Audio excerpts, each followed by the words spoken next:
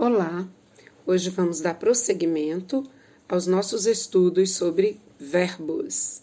E vamos começar lembrando que o verbo, ele tem uma estrutura verbal, certo? Nessa estrutura verbal, nós vamos encontrar os elementos que formam o verbo. Esses elementos recebem os nomes de radical, vogal temática, tema, desinência modo temporal e desinência número pessoal. Mas o que é o radical? O radical é a parte da forma verbal que contém o significado básico do verbo. Para se ter o radical, é preciso colocar o verbo no infinitivo e depois eliminar a terminação ar, or ou ir, certo? Lembrando o seguinte, que o radical é a base do verbo.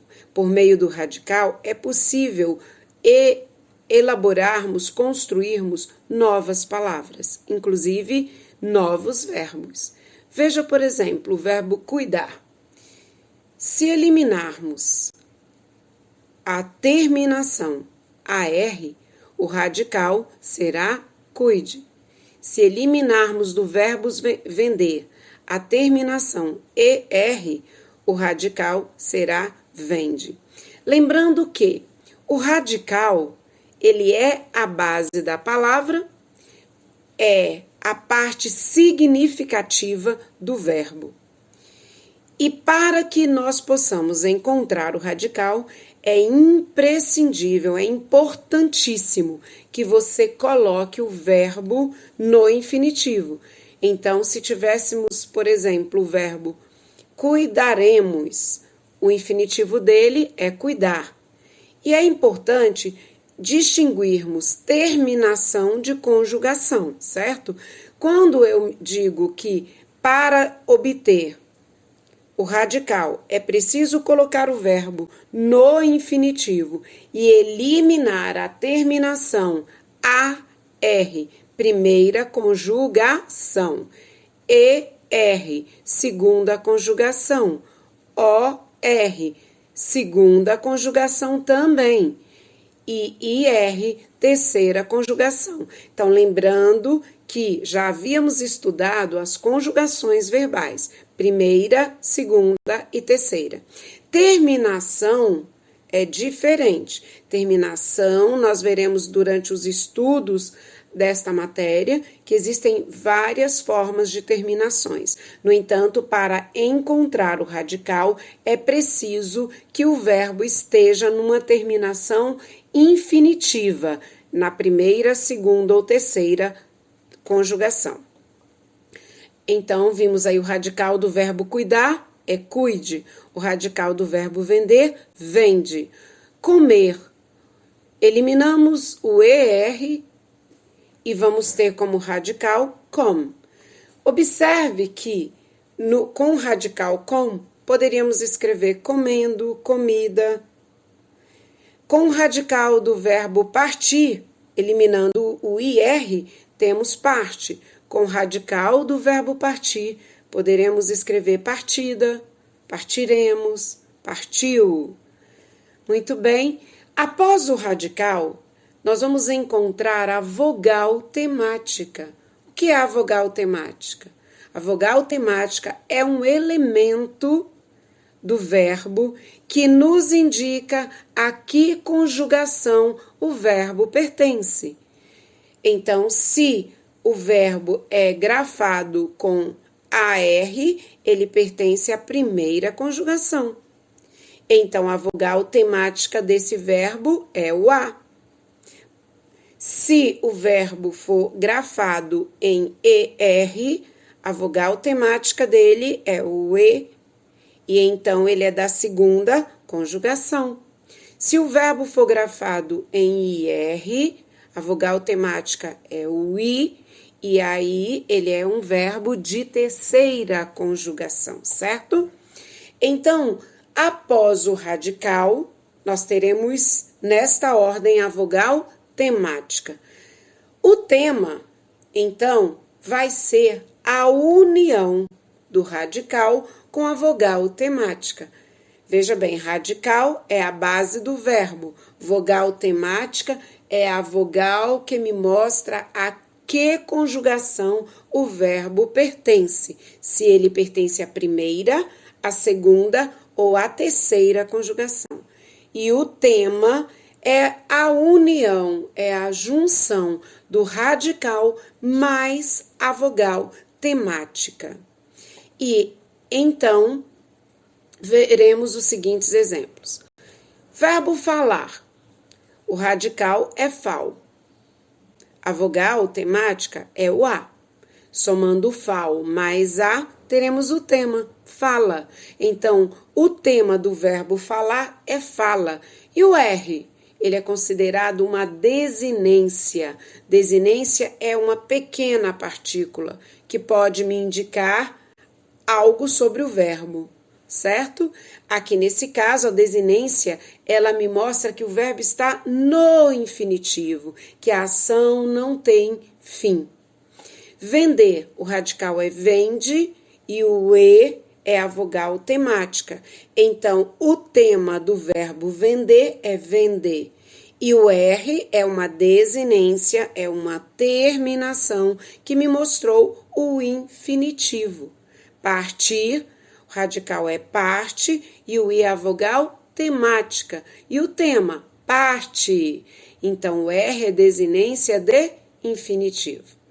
Vamos entender melhor o que significa esta palavra, desinências. Desinências são partículas. Então, partículas, pequenas unidades, certo? Partículas que estão localizadas no final do verbo. Para quê? Elas vão indicar a flexão, vão indicar o modo, vão indicar o tempo e a pessoa gramatical. Modo pode ser, no nosso caso que estamos estudando, o modo indicativo ou o modo subjuntivo. Lá na frente, você pode, quando estiver nos seus estudos mais avançados de modos verbais, até o imperativo, certo? Nesse momento, o que nos interessam são os modos indicativos, indicativo e subjuntivo. Então, as desinências, elas vão indicar a flexão, elas vão indicar o modo, elas vão indicar o tempo e vão indicar principalmente a pessoa gramatical. Se está na primeira, na segunda, na terceira, do singular ou do plural. Podemos trabalhar com abreviaturas, certo? Então, nós teremos DMT, para desinência de modo e tempo, quando quisermos indicar que o verbo está no indicativo, no pretérito, no presente, no futuro, vamos usar para isso a desinência de modo temporal. Para quando encontrarmos a pessoa em que o verbo se encontra conjugado, usaremos desinência de número pessoal. Como assim? Vejamos agorinha outros exemplos, certo? Então, nós temos que entender que a desinência de modo temporal é uma partícula que informa o tempo e o modo verbal. E a desinência de número e pessoa indica a pessoa gramatical ou a pessoa do discurso, se é a primeira pessoa, segunda ou a terceira, do singular ou do plural, certo? Tem aqui uma tabela das desinências e nessa tabela você observa os tempos em uma coluna. Então, temos como tempos presente, pretérito perfeito, pretérito imperfeito, pretérito mais que perfeito, futuro do presente, futuro do pretérito. E aqui, na coluna do meio, você tem primeira conjugação. E você tem aqui um indicador de que não contém. E na terceira coluna, você tem novamente o indicador zerinho, com um tracinho no meio aí, não contém.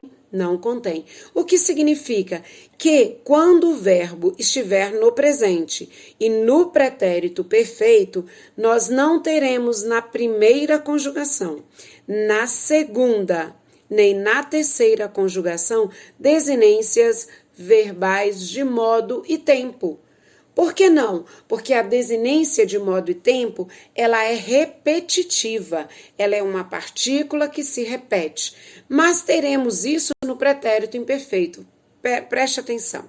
Se eu conjugo o verbo eu cantava, tu cantavas, ele cantava, nós cantávamos, vós cantáveis e eles cantavam. Observe que o vá repetiu e o ver foi a diferenciação, mas ele foi usado para o vós, vós cantáveis. Então, a parte que se repetiu é uma desinência verbal de modo e tempo. Por que desinência de modo e tempo? Porque o vá só é usado quando o verbo indica que a ação foi interrompida. E esse vá, ele é repetido quando o verbo está no pretérito imperfeito indicativo. Só não se repete no vós. Então, esta terminação, esta desinência, é uma desinência que indica modo. Nós só vamos usar o vá e o ver quando estivermos no pretérito imperfeito para os verbos terminados em AR. Com verbos em ER ou com os verbos terminados em ER e OR e em IR, também teremos possibilidades de desinências de modo temporal. No pretérito mais que perfeito, teremos rare, no futuro do presente teremos o verbo também numa repetição do ra, re, lembrando que no futuro do presente o verbo é acentuado. Quando você tem a forma ra. Então, eu cantarei, tu cantarás, ele cantará. Então, vai ter acento. Então, lembrando a você, no futuro do presente, a forma que se repete é o ra, re. Também acontece que no pretérito mais que perfeito, nós falamos, por exemplo, eu cantara, eu amara, eu dissera, eu quisera. Observe que o som é muito diferente do futuro. No futuro eu cantarei, tu cantarás, ele cantará, certo? Futuro do pretérito, nós vamos ter a terminação ria, a desinência ria. Lembrando ainda, voltando aqui no pretérito imperfeito, na segunda e na terceira pessoa, você vai ter a terminação AE, certo? Paramos por aqui, até o próximo encontro.